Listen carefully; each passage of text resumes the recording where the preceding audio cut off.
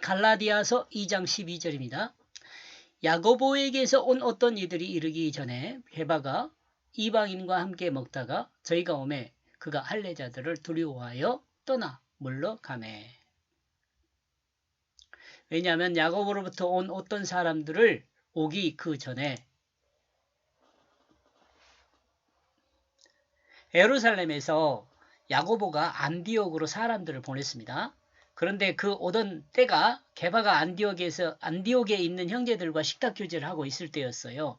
근데 게바는 유대인의 풍습을 따르지 않는 자유인이었습니다. 이때 게바는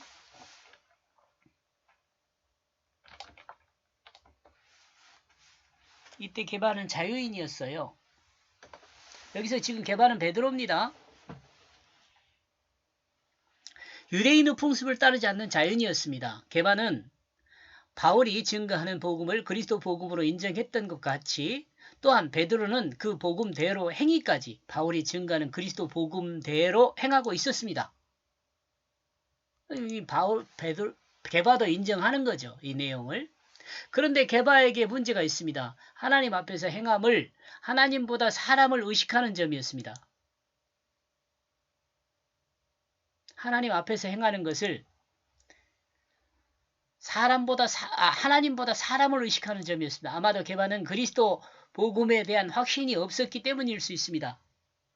정확히 몰랐을 수도 조금은 있을 수 있어요. 확신이라고 이야기한 게 낫겠네요. 알기는 알았어도 확신에 차지는 못했어요. 왜냐하면 자기가 지금까지 살아온 그 습관이 있기 때문에 그런 거죠.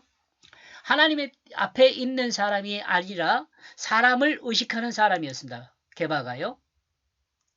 갈라디아서 2장 4절에서 가만히 들어온 거짓 형제들이 갈라디아 교회를 종 삼으려는 의도를 가지고 접근했던 것을 우리는 기억하고 있습니다. 형제들을 종을 삼는 것은 어떤 것일까요? 형제를 종 삼는 것은 어떤 것일까? 형제를 의식함으로 자신의 자유로운 복음을 따르는 행동을 자신이 형제를 의식함으로 자신이 자유로운 복음을 따르는 행동을 하지 못하고 부자유한 행동을 하게 될 때 바로 형제의 자유를 박탈한다는 의미에서 종이 될 수 있다는 생각을 해봅니다. 마치 게바처럼요.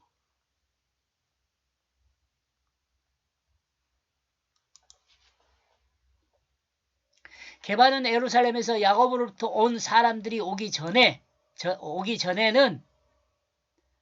야고보로부터 온 사람들이 오기 전에는 자유인이었습니다.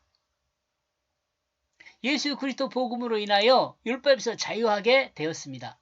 이방인들과 식탁 교제를 하는 것도 자유로운 상태였습니다. 장로도로 유전에 의하여 이방인과 식탁 교제를 허용될 수 없지만 장로도로 유전에 의하면 이방인과 식탁 교제는 허용될 수 없는 상태였지만 그 유전과 관계없이 게바는 안디옥의 그리스도인들과 식탁을 같이 하고 있었습니다. 이때 살아있는 그리스도인에게 어떤 사람에게도 이와 같은 고민이 있습니다. 이 땅이네요. 이 땅에 살아있는 그리스도인에게는 어떤 사람에게도 이와 같은 고민이 있어요. 이 게바와 같은 거짓을 말할 것인가? 참을 말할 것인가? 양심의 자유대로 행할 것인가? 세상을 의식할 것인가? 등등.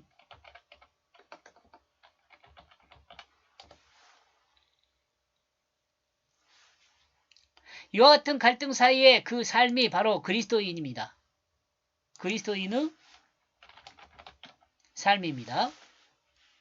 그리스도인의 그 삶입니다.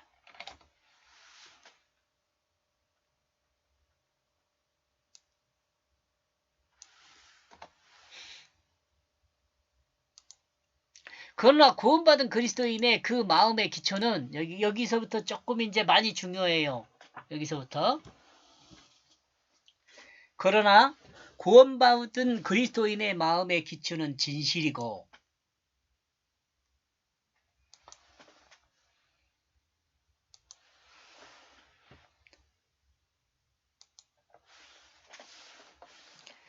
여러분들이 구원을 받았다 그러면 여러분들의 마음의 기초가 뭘로 바뀌어 있어야냐면 진실로 바뀌어 있어요. 진실. 이게 사람은요.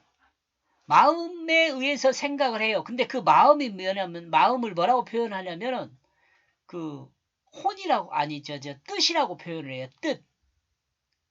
그러니까 영이라고 표현을 하기도 하죠. 영. 그러니까 하나님의 뜻 그러면은 성령이라 그래요. 하나님의 뜻. 사람의 뜻 그러면은요. 이 마음에 기초한 것이죠. 근데 사탄이 인간을 타락하게 해가지고 사람의 마음이 어떤 기초가 돼버렸냐면 거짓이 돼버렸어요. 근데 이 거짓의 근거는 어디에 근거를 두냐면 자기중심의 근거를 둬요. 어떤 일을 생각하고 이렇게 정리하는데 그 중심이 누가 있냐면 자기중심이 있어요. 자, 그러니까 대부분의 사람들은 자기 마음에 옳은 대로 행하는 거죠. 그것을 우리가 사사기를 통해서 너무 잘 알 수 있어요. 자기 마음에 옳은 대로 행하는 거예요. 인간에 타락해가지고 인간이 타락했다고 딱 말할 수 있는 것은 자기 맘대로 살거든요. 자기 맘대로.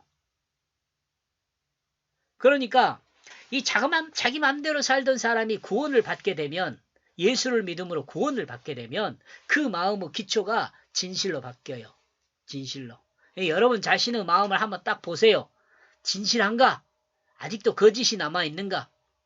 만약에 진실하다면 여러분 구원받은 사람의 기초를 완성한 거예요. 진실하다면. 사는 과정을 보면 돼요. 말하는 것도 보면 돼요. 자꾸 거짓을 말하려고 그러고 그러면은 아직 멀었어요. 우리는 거룩하게 되는 것은요. 이 거짓을 제거하는 거예요. 거룩하다는 것은요. 구별되다는 말인데 구별되다는 말은 순수하다는 말과도 같아요. 다른 어떤 것이 끼어들지 않았다는 말과 같다는 거죠. 그리스도인은요. 다른 어떤 것이 끼어들지 않은 있음 그 상태, 그걸 진실이라고 말해요. 있는 것 그 상태. 더하거나 뺀 것이 없는 그 상태, 그게 진실한 거예요.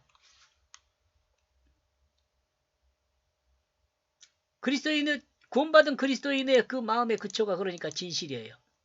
진실한 마음을 사용하는 원리는 나와 여러분 마음이 진실하잖아요. 그러면 이 진실한 마음을 사용하는 원리는 뭐냐면 하나님이 본을 보여주신 자신을 내어주는 그 십자가의 사랑입니다.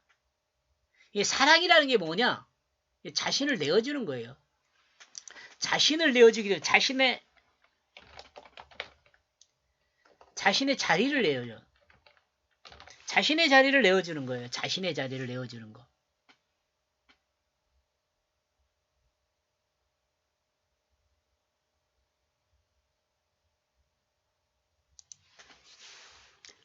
자신의 자리를 내어주는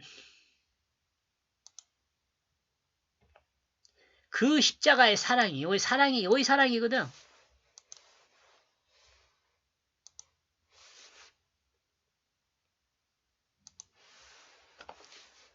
내어주는 그 십자가의 사랑, 그 십자가의 사랑. 이렇게 갑시다. 자신의 자리를 내어주는 그 십자가의 사랑입니다. 하나님 우리에게 본을 보여주신 것은 이 십자가의 사랑이에요. 그리고 이 결국은 섬김으로 드러납니다. 이 십자가의 사랑은 섬김으로 드러나요. 하나님이 창조한 모든 피조물을 섬기는 그 섬김입니다. 이 섬김은. 하나님이 창조한 모든 피조물을 섬기는 그 섬김이에요. 이 섬김을 향한 삶이라면 그리스도인이 이 섬김을 향한 삶이라면 그리스도인 하나님을 닮은 사람은 삶에 갈등이 있을 수 없다는 생각입니다. 이 섬김을 향한 삶의 그리스도인은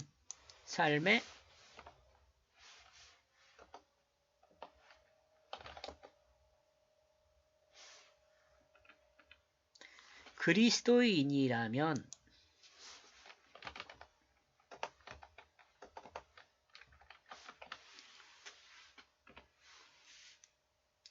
이 섬김을 향한 삶의 그리스도인이라면 하나님 말씀을 닮은 사람입니다.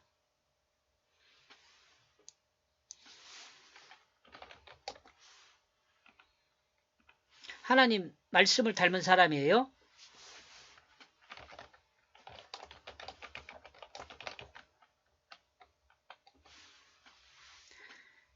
그러므로 이와 같은 사람은 앞에서 언급하고 있는 삶의 갈등이 있을 수 없다는 생각입니다.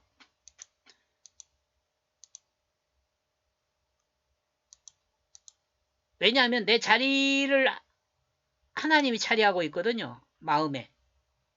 근데 좀 더 생각하면 내가 없어요. 하나님이 주로 있으니까. 하나님 말씀이 주로 있으니까.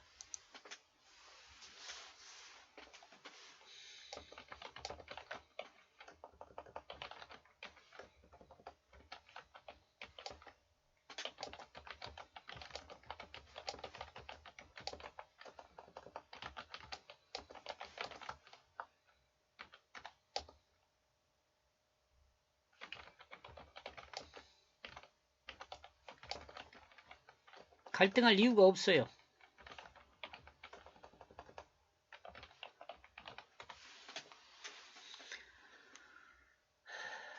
어리석은 사람은 하나님 앞에 의인으로 인정받는데 아무것도 아닌데도 어리석은 사람은 하나님 앞에 의인으로 인정받는데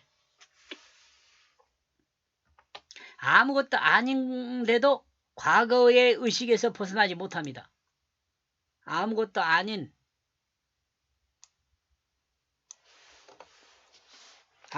그 과거 의식에서 벗어나지 못합니다. 또 더러는 좌절하기까지 합니다. 과거의 의식이요. 과거.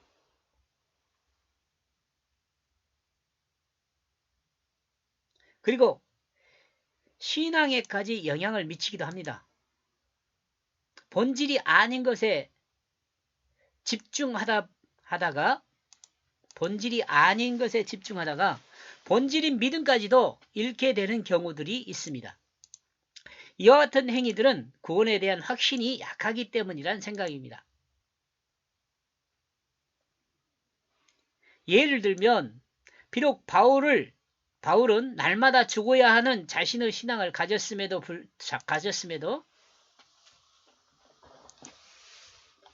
예를 들면 바울은 날마다 죽어야 하는 신앙을 가졌음에도 복음 안에서 믿음이 흔들리지 않았습니다. 그러나 게바는 눈으로 확인한 믿음을 가졌어도 더러는 넘어지고 결실한 믿음에서 벗어나는 경우들이 있었습니다. 여기서 눈으로 확인한다는 것은요. 밑에 설명할 거 있습니다. 눈으로 확인하는 것은요. 눈으로 확인한다는 것은 뭐냐면 게바는 예수님과 같이 예수님은 공생애를 같이 했잖아요. 근데 바울은 그렇지 않잖아요. 그 말이에요. 우리도 마찬가지입니다. 믿음은 유일한 것으로되 그 믿음을 가진 사람은 다양하기에 믿음은 하나예요. 지금 여기 말하고 있는 저의 갖고 있는 믿음이나 이 말씀을 듣고 있는 여러분의 믿음이나 믿음이라는 것은 같아요. 그런데 그 같은 믿음이 다양성을 가지고 있어요. 천천히 생각해 보세요. 예루살렘 교회의 기둥과 같은 게바. 예수님의 제자도 게바인 예수님의 제자도 이와 같이 그 확신이 흔들릴 때가 있는 것을 보면서 우리 지금 확인하고 있죠? 한편으로 우리가 약한 믿음의 위로가 되며 우리의 약한 믿음의 위로가 되며 우리의 믿음이 가끔 흔들리는 것을 용납하시는 하나님의 그 국률하심에 감사를 드립니다.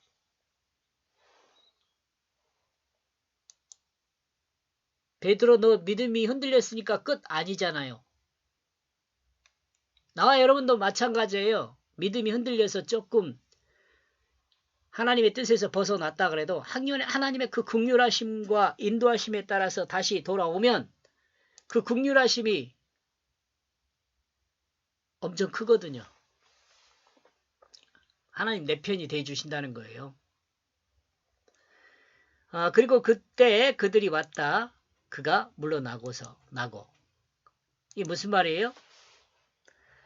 야고보한테서 사람이 예루살렘의 야고보한테서 사람들이 안디옥으로 왔어요.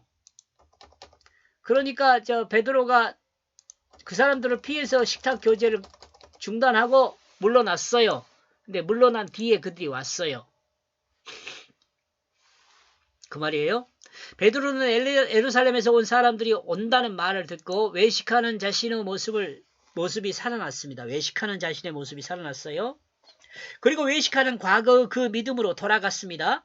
즉 유대주의적 기독교로 돌아간 것입니다. 유대교적이라고 하면 유대주의적 기독교로 돌아간 것입니다.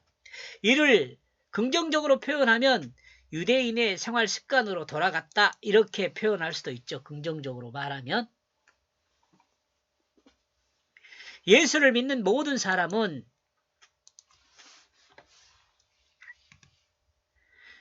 자기중심의 습관과 자기중심의 생각을 떠나 새로운 생활 습관과 생각으로 바뀌어야 합니다.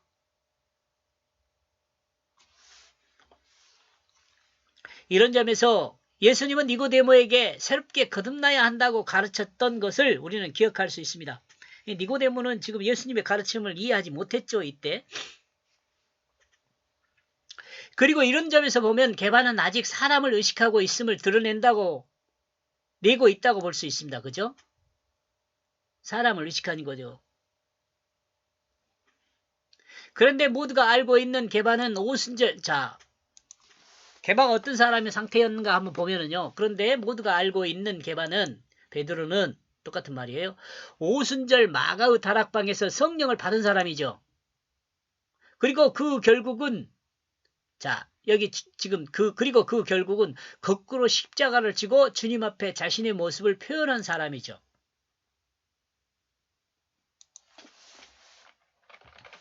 그리고 이 사이에 그리고 이 지금 오순절 성령을 받았고 또 거꾸로 십자가를 졌고 그리고 이 사이에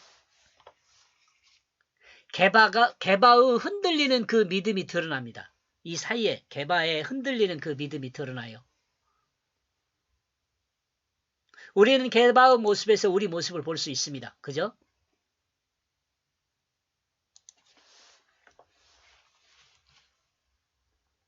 사실 예수 그리스도 복음은 유대교적 기독교나 기독교가 여기 기독교 보면은 그리스도 복음이라고 생각하면 돼요. 그리스도교 이렇게 생각하면 돼요.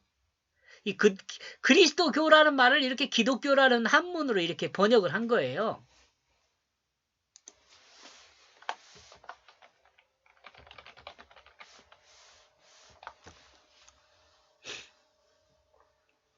교가 구분 또는 분리되면 안 되죠. 복음은 하나니까 복음은 하나라는 것입니다. 복음은 하나예요. 복음은 죽은 자에게 하나님이 주는 생명으로 거듭나 영원한 하나님 나라로 향할 수 있게 하는 기쁨의 소식이잖아요. 복음이. 그런데 유대인과 이방인에게 증거되는 복음에 할례와 유대 장로들의 유전이 끼어들어 복음이 서로 다르다고 생각하는 사람들이 있었습니다.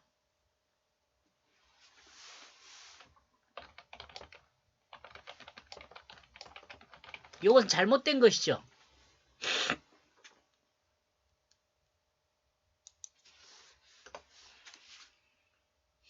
그러나 할례와 유대 장로들의 유전은 구원에 큰 문제가 되지 않기 때문에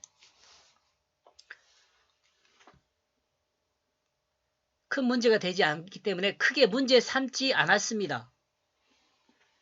왜냐하면은 그 의미가 없거든요. 이 율법을 행하는 것과 할례가 의미가 없어요. 구원받는데. 유대인들은 이미 할례를 받았어요. 그죠? 유대인들은 이미 할례를 받았어요.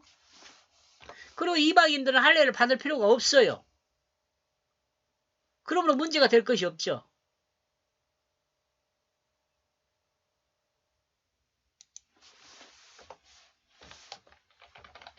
그러므로 문제가 될 것이 없습니다. 하나님의 백성으로 구원을 받는 길의 글은 하나님의 백성으로 구원을 받는 길은 예수 그리스도의 십자가와 부활을 믿음으로 믿는 자 자신의 자기 짐이심이 죽고 예수 생명으로 거듭난 그것을 믿음으로 구원을 받게 됩니다. 요거이 진짜 믿음이에요. 요 믿음이 구원을 받는 믿음이라고.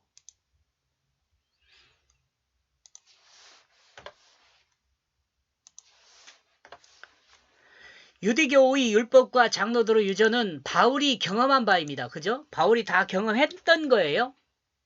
그리고 경험자가 된 바울의 결론은 예수 그리스도의 대속의 십자가와 부활의 역사 이후 아무런 쓸모가 없어졌습니다.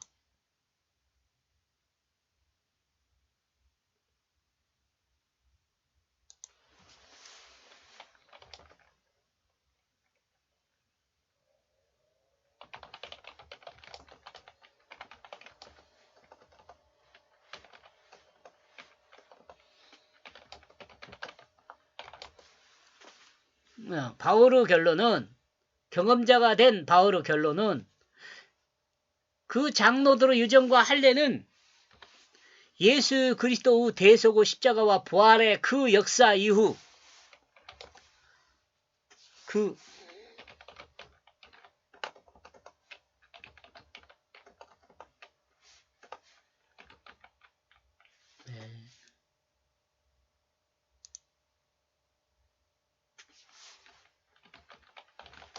그 사실의 역사 이후 아무런 쓸모가 없어졌습니다. 그로 바울은 이방인에게 할례를 전하지 않았습니다. 그리고 장로들의 유전도 마찬가지입니다. 바울이 알고 있는 것, 필요 없는 걸 가르치는 것이 아니죠.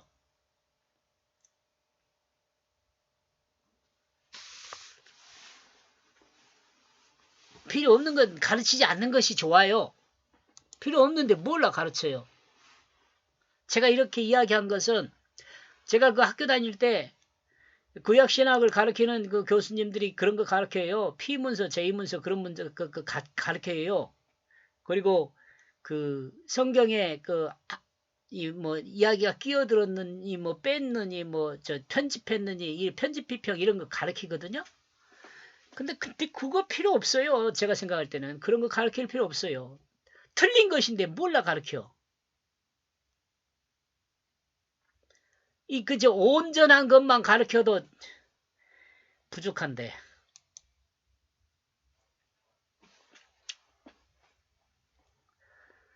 그렇지만 거짓 형제들이 문제였습니다. 하나님의 백성이 되기 위해서 이방인들도 유대인과 같이 할례를 행해야 한다고 유대기족 기독교인들의 그 주장이 있었습니다. 한다는 유대계족 기독교인들의 그 주장이 있었기 때문입니다. 그리고 이 사건으로 인하여 자유자의 몸이 된 게바가 다시 율법의 종으로 돌아가려고 하고 있습니다.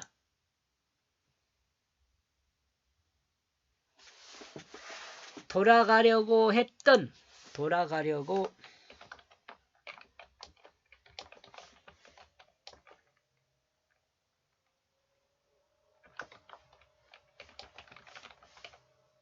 예로 설명하고 있죠. 지금 여기가 지금 사건을 이거 편지잖아요. 그러니까 게바에게 문제가 있었던 것을 지금 이 편지 내용에 기록을 하면서 할례나 유대 장로들의 유전의 무용성을 지금 설명하고 있는 거죠.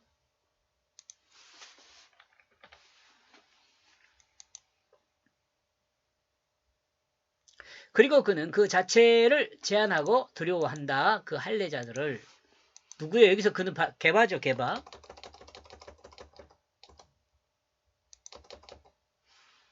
게바는 예루살렘에서 온 유대인들을 두려워하였습니다. 그러므로 게바는 이방인들과 식탁 교제를 하다가 그 방으로부터 멀어지기 시작했습니다.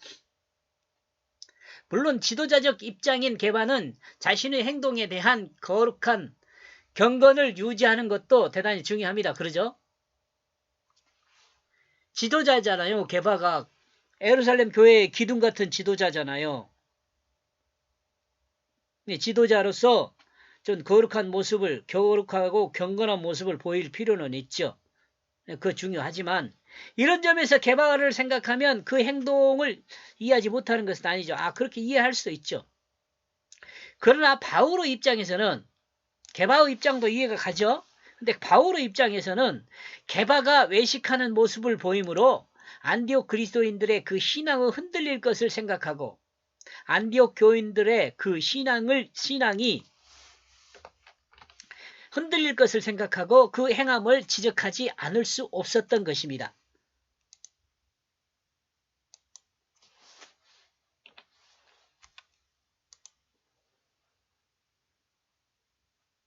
이렇게 해서 12절 2장 12절입니다. 왜냐하면 야고보로부터 온 어떤 사람들을 오기 그 전에 그는 이방인들과 함께 먹다가 그리고 그때 그들이 왔다. 그가 물러나고 이게 베드로가 물러나고 나서 그들이 왔다는 거죠. 그리고 그는 그 자체를 제한하고 두려워했다.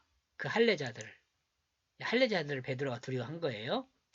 네, 여기까지 보겠습니다. 고맙습니다.